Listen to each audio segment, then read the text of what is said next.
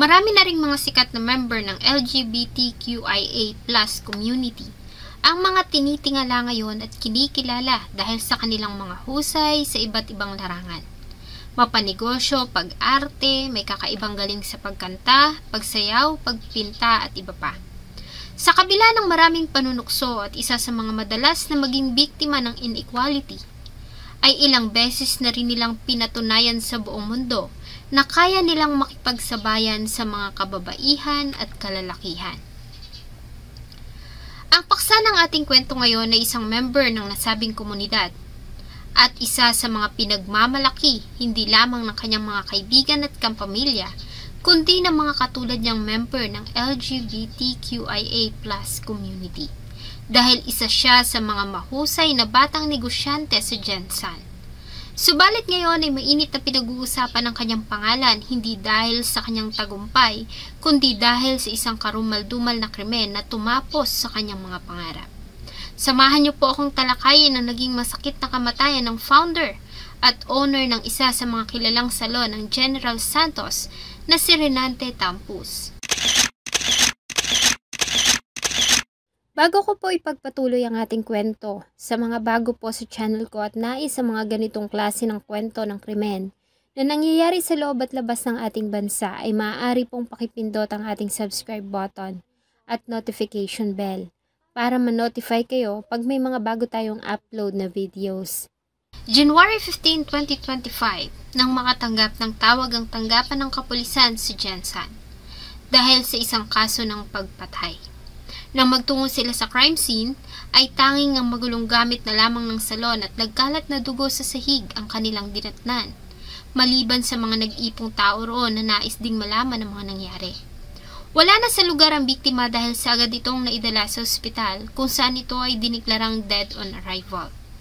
Ang biktima ay kinilalang ang 36 years old na si Renante Tampus. Si Renante Tampus ay isinilang noong May 10, 1989 sa Jensan. Nagmula siya sa isang simpleng pamilya. Bagamat mahirap ang kanilang pamumuhay noon, ay lumaki si Ren sa pagmamahal ng mga magulang at ng 5 mga kapatid. Bagamat puro kalalakihan, 2 sa kanila ay nagtataglay ng puso ng isang babae. Dahilan kung bakit naranasan din niya ang malupit na mga pangungutya ng mga tao.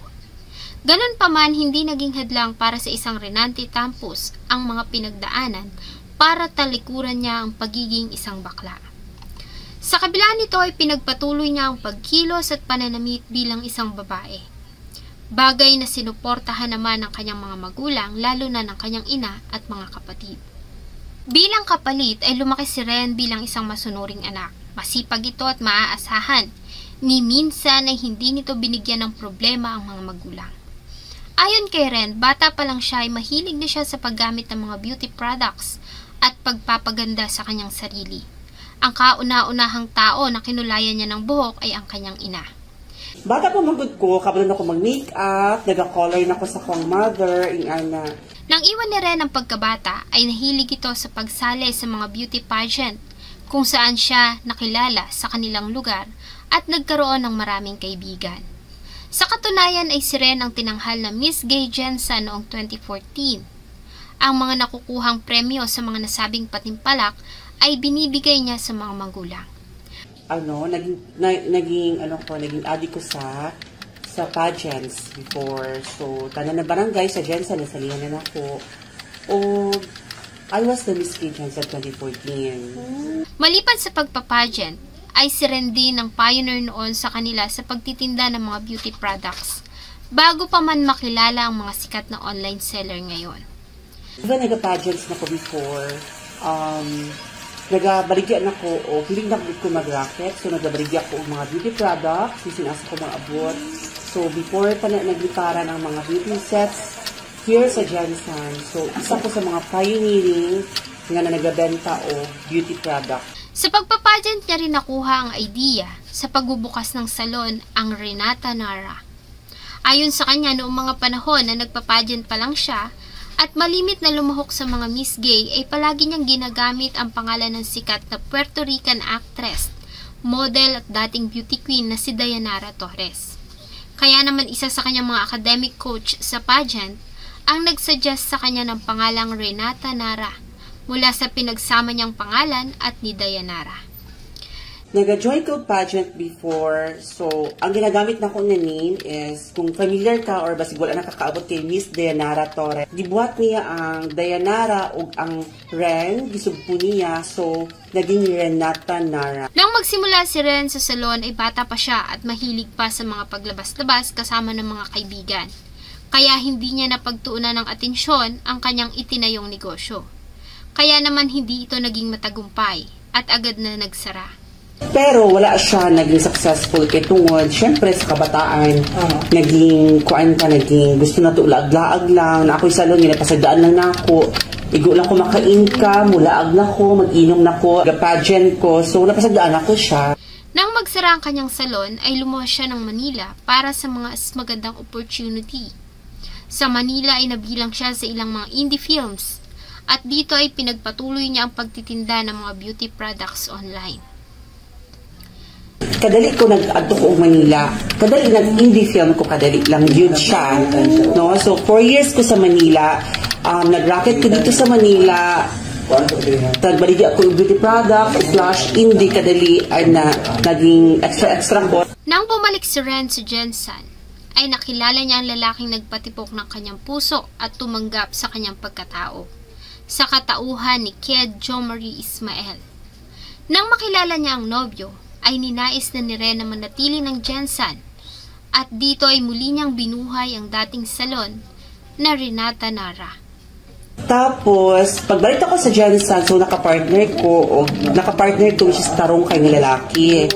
So, yun ako sa ha, gusto ko mag-stay na sa Jensen, na magpuyo na ko. So, anak ko na sa na, gusto ko mag-ibalik ang salon. Sa pagkakataong ito ay binuhos ni Ren ang lahat ng oras at effort niya sa salon. Kaya naman naging isa itong tagumpay.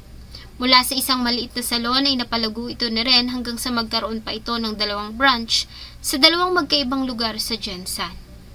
Dahil sa husay at dekalidad na serbisyo, ay mabilis na nakilala ang Renata Nara Salon sa Jensen. Malimit nilang maging customer ay mga empleyado ng bangko, munisipyo, at malalaking establishment sa Jensen. Kaya naman sa tuwing may maghahanap ng salon doon, ay palagi nilang bukang bibig ang Renata Nara Salon. Sa kabila ng tagumpay ay nanatili si Ren na mapagkumbaba sa kanyang ordinaryong mga araw, ay palagi mo itong makikita sa kanyang salon kung saan ay siya mismo ang nag-i-entertain ng kanyang mga customer. Hanggang sa mangyari na nga ang karumal-dumal na pangyayari. January 15, 2025, matapos ang ilang araw na puyat at pagod dahil sa nagdaang holidays, ay talaga namang dinumog ng mga customers ang Renata Nara Salon. Bagamat may mga customer pa din na pumupunta doon para magpaayos ng buhok at iba pang beauty services na kanilang ino-offer, pagsapit ng 6:00 ng hapon, maliban kay Ren at sa mga empleyado ng salon, ay pailan-ilan na lamang ang kanilang mga customers. Sa kuha ng CCTV, ay makikita na nakaupo si Ren sa harap ng salamin habang hawak ang cellphone nito, nang bigla na lamang may pumasok na lalaki sa pintuan.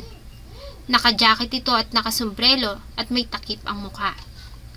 Pagpasok nito sa pintuan, ay agad na itong napansin ni Ren at ng mga kasama. Nang makita nila na may tila kinukuha ito mula sa loob ng kanyang dalang bag, ay dito na sila nagkagulo. Binato pa ito ni Ren ang unan at ilang mga gamit na kanyang nadampot. Nataranta naman ang lalaki at mabilis na lumabas, subalit hindi pa ito umalis. Dahil sa muli itong pumasok sa salon at sa pagkakataong ito, ay dito na nito pinaputukan ng ilang beses si Ren at ang mga kasama, bago ito muling lumabas. Maya-maya pa, ay muli itong bumalik sa loob ng salon sa pangatlong pagkakataon. Dito na nito binaril muli ng paulit-ulit si Ren na noon ay paakyat na sana sa hagdan. Tinamaan nito sa hita at sa dibdib. Sa kuha ng CCTV ay maririnig pa ang huling mga salitang binigkas ng biktima. Hala lang, patay na ako lang. Tulungan mo ko lang, tulungan mo ko bilis. Hala lang, patay ko lang. Punta bangin ko dayon. Nang makita na tinamaan na ang pakay, ay mabilis nang lumabas ang lalaki. Sa labas ay sumakay ito sa isang motorsiklo na minamaneho ng isa pang lalaki na siyang nagsilbing lookout. Dahil sa nasa kalayuan ng sasakyan nila Ren, ay isinakay nila ito sa isang nagmagandang loob na tricycle at agad na isinugod sa General Santos Doctors Hospital, kung saan ay diniklara ito ng emergency doctors doon na dead on arrival. Marami ang nawalang dugo dito, sanhi ng mga tinamong tama ng bala ng baril, lalo na sa kanyang dibdib. Sa ginawa nilang pag-iimbestiga ay naging palaisipan pa sa mga pulis ang pagkakakilanlan ng suspect at ang motibo nito. Noong una ay inakala nila na marahil ay isa iyong kaso ng hold-up dahil sa may mga pagkakataon na rin umano noon na pinasok ang salon ng isang hold-upper. Subalit nagkaroon ng linaw ang lahat sa naging pahayag ng nobyo ni Ren.